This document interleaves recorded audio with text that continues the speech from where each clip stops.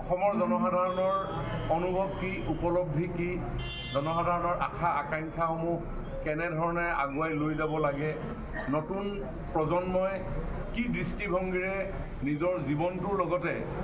পৃথিৱীখনক চাব বিচাৰে এই কথা বতৰাবিলাকৰ কোনো মৰ্মাৰ্থ বা পৰ্যবেক্ষণ নকৰাকৈ কেৱল ৰাজনৈতিকভাৱে যিকোনো এটা বক্তব্য আগবঢ়োৱাটো কোনো ৰাজনৈতিক দলৰ কাৰণে সমীচীন নহয় বৰঞ্চ ইয়ে জনসাধাৰণৰ ওচৰত হাঁহিয়াতৰ পাত্ৰ কৰিব কংগ্ৰেছ ৰিজিম ফ্ৰম ইণ্ডিপেণ্ডেন্স 1947 টিল 2014 আজি ভাৰতবৰ্ষত কি হৈছিল অসমৰ উন্নয়নৰ গতিধাৰা কেনেধৰণে আগুৱাই গৈছিল যিসমূহ ডাটা আছে সেই ডাটাসমূহ আমি পৰ্যালোচনা কৰিলে দেখি পাওঁ এতিয়া মই ইয়াতে বহি আছোঁ তেতিয়া মই অল ইণ্ডিয়া RC সুধিছোঁ যে অল ইণ্ডিয়া লিমিটেডে কিমান মেট্ৰিক টন খাৰুৱা তেল উৎপাদন কৰে তেখেতে মোক জনালে যে 3.5 মিলিয়ন মেট্ৰিক টন ঠিক তেনেদৰে ONGCয়ে 1 মিলিয়ন মেট্ৰিক টন এনেকুৱা ধৰণৰে কৰে তেওঁ মই সুধিলোঁ যে অসমৰ ৰিফাইনেৰীসমূহৰ শোধন ক্ষমতা কিমান আজি ৰিফাইনেৰী 3 মিলিয়ন মেট্ৰিক টন নুমলীগড়ৰ শোধন ক্ষমতা বৃদ্ধি হৈ 9 million metric ton Rameswar Teli ডাঙৰীয়া পেট্ৰলিয়াম মন্ত্ৰী আছিলে আজি ডিগবৈ ৰিফাইনেৰী শোধন ক্ষমতা বৃদ্ধি কৰা হৈছে বঙাইগাঁৱৰ ৰিফাইনেৰী গুৱাহাটী ৰিফাইনেৰী গতিকে এই দুলীয়াজানত আগতে আমি যিটো শ্লোগান আছিল যে তেজ দিম তেল নিদিওঁ ইয়াৰ কনচেপ্ট মোদী ডাঙৰীয়া বদলি কৰি পেলালে আজি আমাৰ ঘৰুৱা উৎপাদন 4.5 million metric ton whereas our capacity of refineries কিমান বৃদ্ধি হৈছে গতিকে তেজ দিম তেল নিদিওঁ নহয় বাৰৱানী পাইপেদি এতিয়া আৰু তেলটো নাযায় বৰঞ্চ পাৰাদ্বীপৰ পৰা আমাৰ অৰ্থনীতি আমাৰ দেশৰ GDP গ্ৰথ কৰিবৰ কাৰণে আজি খাৰুৱা তেল বাহিৰৰ পৰা আনিম গতিকে সেই কেপাচিটি ভাৰতবৰ্ষৰ মেক ইন ইণ্ডিয়া পলিচিৰ জৰিয়তে মোদী ডাঙৰীয়াই লৈ গুচি গ'ল আজি ইণ্ডিজিনাছ টেকনলজি অফ ছেমিকণ্ডাক্টৰ আজি ভাৰতবৰ্ষত আৰম্ভ হৈছে আৰু কংগ্ৰেছে কৈছে যে অসমত ছেমিকণ্ডাক্টৰ কিয় লাগে আৰু নতুন প্ৰজন্মই পৃথিৱী চাবৰ কাৰণে চেষ্টা কৰিছে আৰু ছেমিকণ্ডাক্টৰ হ'ল আজি পৃথিৱী চোৱাৰ অন্যতম মাধ্যম without semiconductor we could not survive even আমি এটা ষ্টেপো দিব নোৱাৰোঁ আৰু কংগ্ৰেছৰ এটিটিউড হ'ল যে অসমত ছেমিকণ্ডাক্টৰ কিয় লাগে যে কংগ্ৰেছ কি আৰু নতুনকৈ অসমৰ ৰাইজক বুজাই লাভ নাই 1962 নেহৰুৱে কৈছে my heart goes to the people of Assam Chinese এগ্ৰেছনৰ সময়ত এই দুলীয়াজানত এই আমাৰ ইয়াৰ পৰা এই কেইমিটাৰমান দূৰত বহুজন লোক ইয়াত শ্বহীদ হৈছিল অস্তিত্ব ৰক্ষাৰ কাৰণে 855জন মানুহক তেওঁলোকে হত্যা কৰিলে সেই কংগ্ৰেছ 2001 চনৰ পৰা 15 চনলৈকে তৰুণ গগৈৰ শাসন চোৱাত আজি কিমান লোকক নিৰীহ লোকক হত্যা কৰা হ'ল আজি নতুনকৈ ক'ব লগা নহয় নতুন প্ৰজন্মই নিজৰ কৰ্মসংস্থাপন এটা পাবৰ কাৰণে বিধায়ক মন্ত্ৰী হাতত ধনৰ টকা পইচা নাথাকিলে কৰ্মসংস্থাপন নাপায় হে কংগ্ৰেছ নিউ জেনেৰেশ্যনক লৈ কোনো হোপ নাই কোনো আশা নাই কেৱল মাত্ৰ তেওঁলোকৰ ক্ষমতা কিন্তু হোৱাইজ আজি যদি বিজেপিৰ দৃষ্টিভংগী আপুনি যদি চায় তেতিয়া দেখিব আজি বিজেপিয়ে 1.5 লাখ হিমন্ত বিশ্ব শৰ্মা ডাঙৰীয়াই চৰকাৰী চাকৰি দিলে এই দুলীয়াজনৰ বহু দৰিদ্ৰ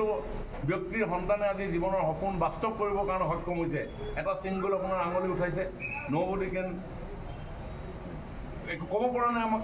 ঠিক তেনেধৰণে আত্মনিৰ্ভৰ অসম নিৰ্মাণৰ কাৰণে নতুন প্ৰজন্মক তেওঁলোকৰ স্কিলক আগত লৈ পিনি আমি অসম চৰকাৰৰ ঐতিহাসিক সিদ্ধান্ত প্ৰশাসনক জনসাধাৰণৰ একেবাৰে কাষলৈ চপাই অনাৰ সেই হৈছে জিলা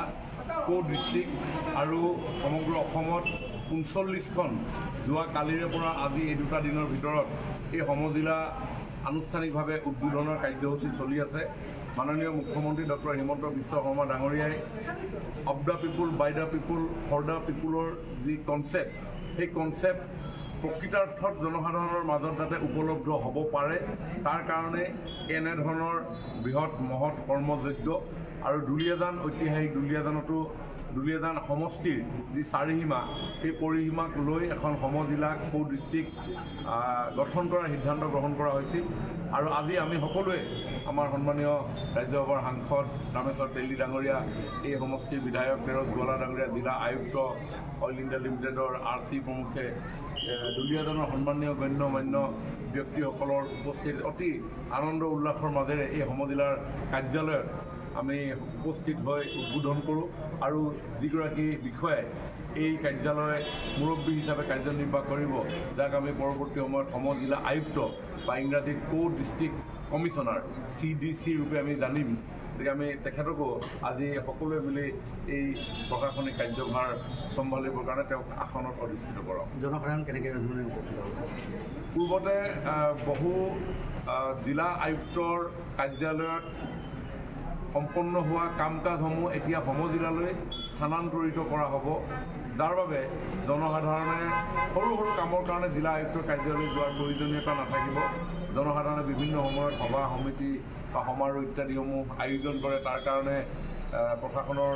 অনুমতিৰ প্ৰয়োজন হয়। আগতে ডিব্ৰুগড় জিলাৰ সকলো স্থানৰ ৰাইজ ডিব্ৰুগড়লৈ যাব লগা হৈছিল, এতিয়া সেই সৰু কামৰ কাৰণে তালৈ যাব লগা নহয়। আমাৰ খাদ্য আৰু অসামৰিক যোগান বিভাগৰ বিভিন্ন ধৰণৰ সৰু সুৰা